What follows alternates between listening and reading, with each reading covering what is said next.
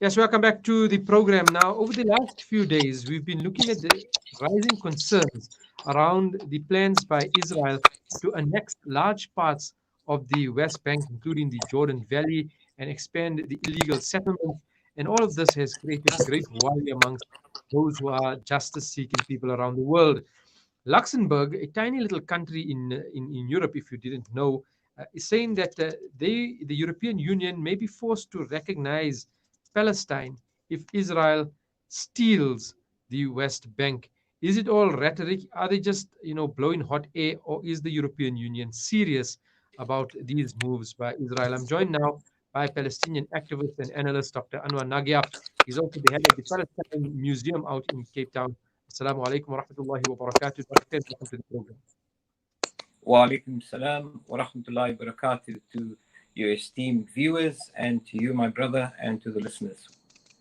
All right, so we do know that this is a very serious situation right now. Our attention almost seems to be a bit diverted by the pandemic that's spreading across the world. But Israel is making moves while everybody else is busy right now. What is the situation according to your analysis on the ground? Yes, my brother. So we have to take the discourse back since 1948. The annexation of all of Palestine has literally started since 1948. But a few years before that, obviously 1917, with the Balfour Declaration and the British mandate over the Palestinian territories, the Zionist project started in 1888 by Theodor Herzl, has already had the vision and the dream to annex the entire Palestine from what they say from the River Jordan right through to the Nile and parts of the entire Middle East, even in parts of Syria. And of course, we're not surprised by the annexation of the Golan Heights. We're not surprised by the annexation of many other parts of the Middle East through destabilization. But let us just come back to what has taken place in the contemporary discourse. Now, Luxembourg is not only right, but we're surprised that Europe, since 1948, who have absolutely kept silent on this, despite the United Nations passing resolutions in 1967, which was called the Six-Day War, that there was a green line that divided parts of Palestine and then, of course, occupied Palestine, which was going to be a Zionist project. And ever since that, they've ignored this through many, many, many United Nations resolutions that was piled up and just ignored. And of course, you have the United States and you have Britain and you have certain countries that has what is called veto powers of the UN and have absolutely vetoed any resolution to be implemented to resolve the very, very vexed question of occupation of Palestine.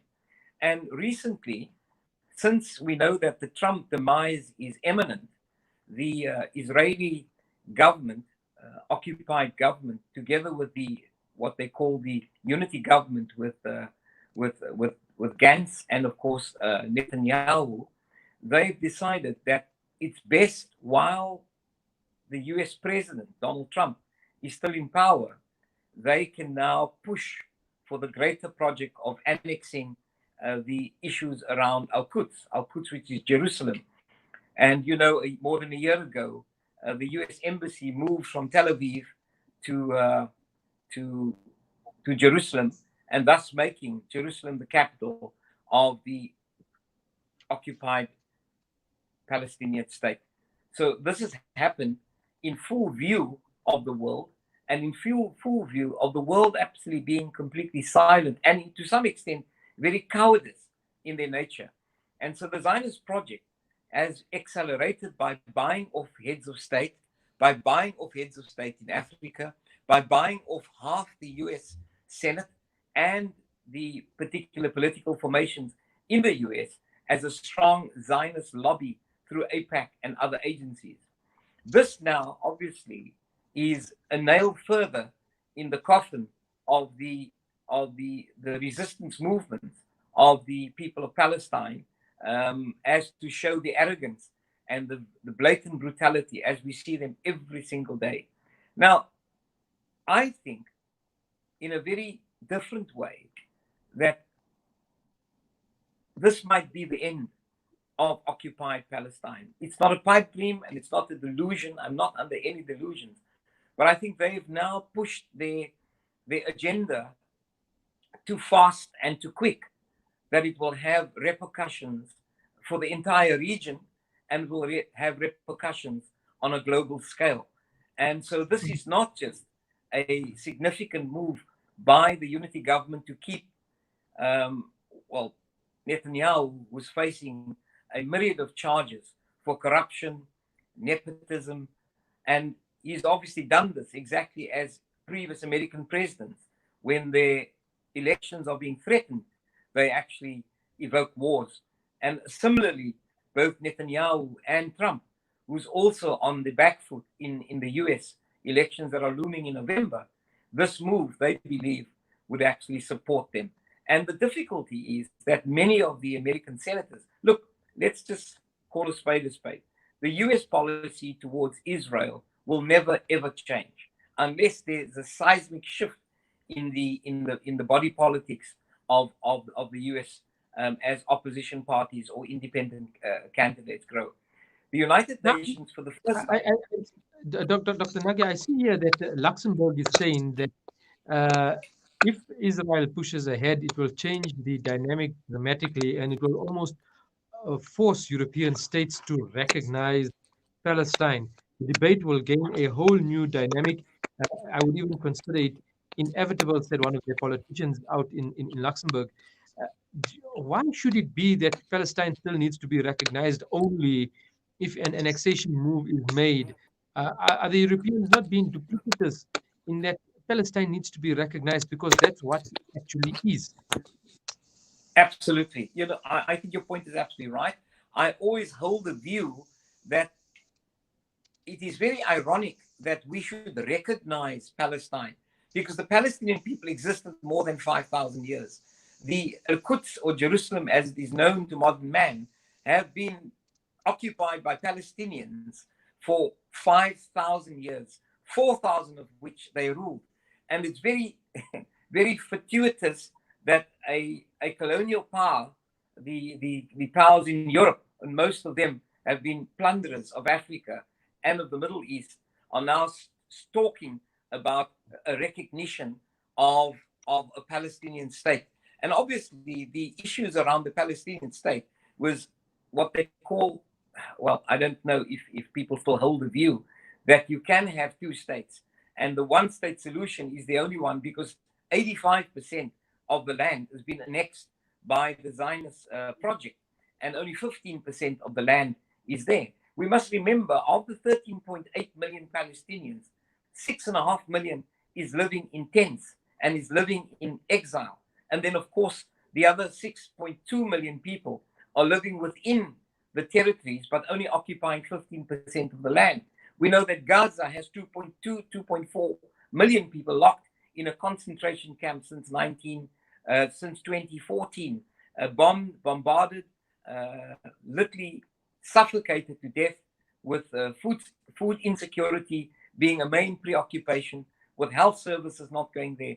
So the recognition of the Palestinian state is, I think, is futile to an extent. But you're right, it could destabilize the allied states like Austria, Germany, and other client states of the US, and of course the Israeli project, because they've been funding political formations in Austria, in Germany, and other groupings. So the Zionist project is very influential at that particular discourse, except to say that the 67 borders is one of the questions which one can argue, if we move back to the 1967 borders, it means that about 2.8 million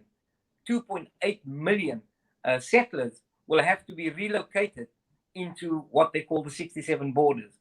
And we know the issues around the Olof Palme murder and the Oslo agreements. That particular agreement set aside the implementation of a two-state solution. And we know now that the two-state solution cannot be a viable solution, because it would mean that at least 70% of all settlers will have to be moved back into what is called the 67 borders, the boundary walls that divide Finally, Palestine now. Dr. Nagia, if I can come in here because time is not with us, unfortunately. The situation in South Africa, our communities, our Muslim communities, the greater community looking towards social justice and equality and the freedom and taking off the yoke of oppression from people. There has been a silence around this. We've been really, really inward looking, I think, at the moment, focused on other issues. But do you think this silence is a deafening one, that we are, almost hypocritical in not speaking out about what's happening right now? Well, it's very difficult to say. From where I sit, I do see a lot of hope. I see a lot of organizations, in fact, taking up the cause. But you're right, the vast majority of South Africans must take complete responsibility, because the Palestinian discourse and discourses around the world similar to that is a question of human rights violations. It cannot be the obligation only of Muslims. It must be the obligations of every human being that loves peace and justice in the world that must in fact respond to these kind of contradictions in the postmodern period in which we're living. We cannot allow our friends, our neighbors, our cousins, our uncles, our aunts, even our parents to remain silent against these types of injustices. And we have the question of a coordinated campaigns in South Africa, which is probably more structured than for many other parts of the world. So certainly I see a different hope. But can more be done? Of course, more can be done. Can our government, in fact, downgrade the Palestinian, upgrade the Palestinian issue and downgrade the Zionist project issue in occupied Palestine? So certainly, brother, there is hope. Radio stations like yourselves, media networks like yourselves, is helping the fight at the particular level, the peaceful fight. The one thing that I think we must consider, just in parting, is that we can't ignore the issues around the Middle Eastern countries that are, in fact, within that particular diaspora.